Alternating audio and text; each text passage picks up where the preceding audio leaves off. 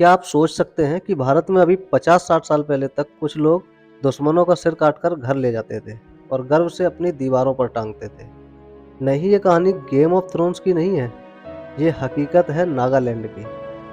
आइए मिलते हैं भारत की आखिरी हेड हंटर जनजाति से, जिसका नाम है कोन्याक ट्राइब, और जानते हैं कि क्यों ये सिर काटते थे, कैसे उनका ये खून भरा इतिहास बदला और आज वो क्या कर रहे हैं। कोन्याक जनजाति भारत के उत्तर पूर्वी राज्य नागालैंड में रहती है, खासकर मोन जिले में। ये भारत की सबसे रहस्यमयी और अनदेखी जनजातियों में से एक है।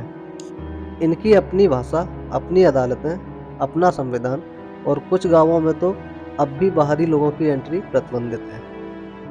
हेड हंटिंग का मतलब होता है शत्रु का सिर काट कर लाना। कोन्याक लोग मानते थे कि दुश्मन का सिर काटने से उसकी आत्मा पर अधिकार हो जाता है और इससे गांव की रक्षा होती है।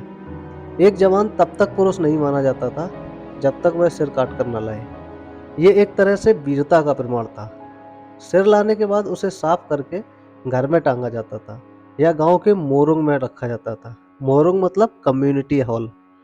कई लोग अब भी अपने हथियारों पर इंसानी बाल दिखाते हैं, जो वो अपने हेड हंटिंग के दिन से जोड़ते हैं।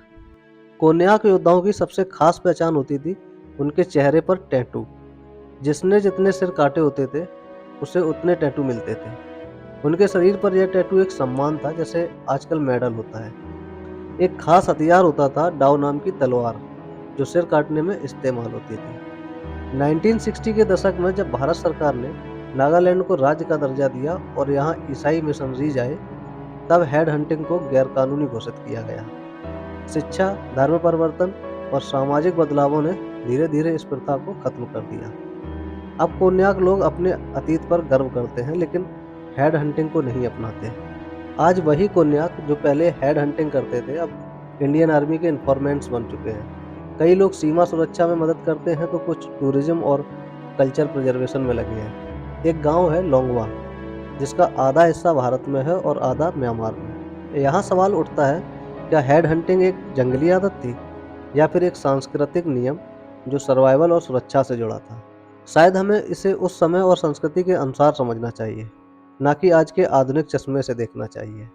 कोन्याक हेड हंटर की कहानी हमें बताती है कि हर समाज की एक अलग यात्रा होती है और वो यात्रा सिर्फ किताबों में नहीं, जिंदा लोगों की आंखों, टैटुओं और यादों में छुपी होती है।